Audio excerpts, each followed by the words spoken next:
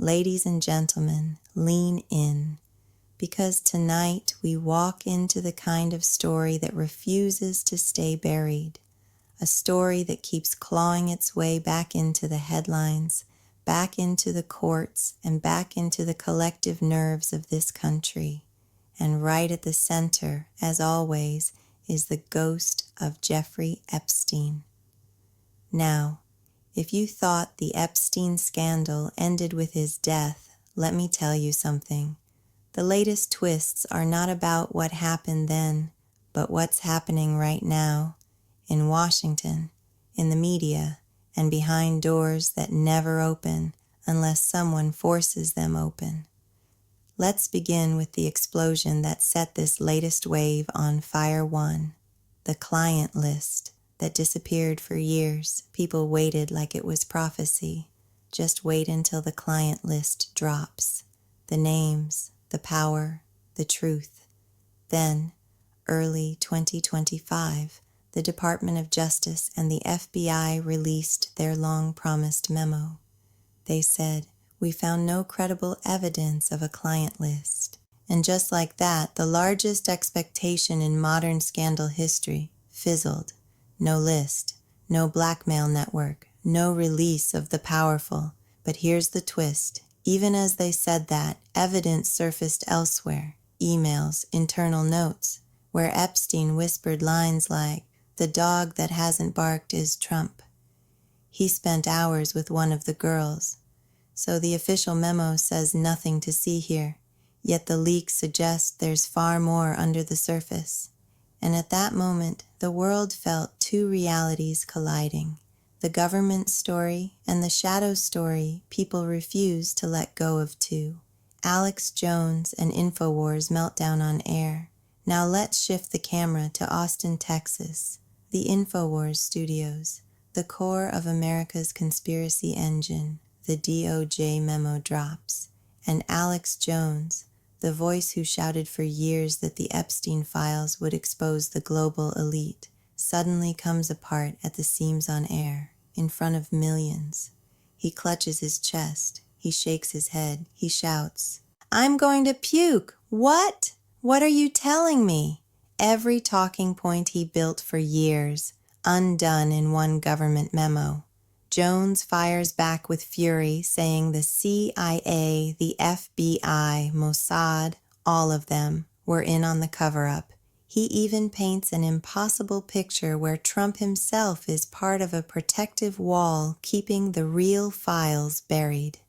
And that moment sends shockwaves straight through the MAGA base because for years, Trump supporters were told, "Just wait, Trump will release the files." But when asked about the memo, Trump only said, "Are you still talking about Jeffrey Epstein?" And suddenly, a fracture opens, not between left and right, but inside Trump's own base. Some feel betrayed, some feel lied to, some feel the promised reckoning will never come. 3. A scandal within a scandal, redaction, manipulation, and hidden files. Then comes the next explosion, not from the White House, but from deep within the DOJ itself. A leaked audio recording surfaces. A deputy chief, Joseph Schnitt, allegedly says, "Redact every Republican name. Leave the Democrats in. Protect the conservatives." The DOJ immediately denies his role, says Schnitt had no authority, but the damage is done. People believe the files are being scrubbed, names removed, narratives rewritten, and then academic analysts release a paper noting how political operatives push diversion tactics every time the Epstein story heats up, changing topics, shifting the conversation, flooding the news cycle with distractions. So while the memo claims closure, the atmosphere suggests concealment. 4. Why this is the most scandalous phase. Yet this scandal is no longer about what Epstein did. It's about who is shaping the story now. It's about missing names, vanishing evidence, the collapse of media empires, a political base turning on itself survivors who still have no closure, and a country wrestling with the sense that truth may never be allowed to surface. And the most scandalous part? This wasn't the exposure of a list, it was the exposure of expectations. A narrative promised for years, detonated in an instant, a movement built on secrecy, shredded by silence, and a media empire, InfoWars, whose most foundational prophecy evaporated on Live Camera 5. The scandal right now is the scandal's handling. The story today is not about one man named Jeffrey Epstein. It's about government agencies claiming innocence, political actors dodging questions, conspiracy influencers imploding publicly, and a nation gripping one question: what exactly are we not being shown? Because when official documents say nothing found but leaked emails say Trump spent hours with one of the victims, and DOJ staff whisper, cover that name, the scandal becomes not the evidence, but the choices made around it.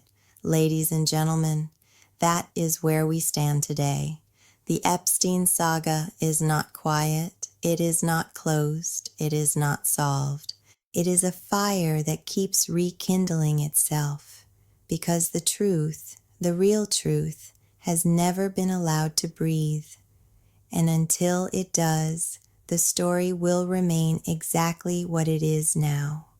One of the most scandalous, twisted, and politically explosive dramas of our time.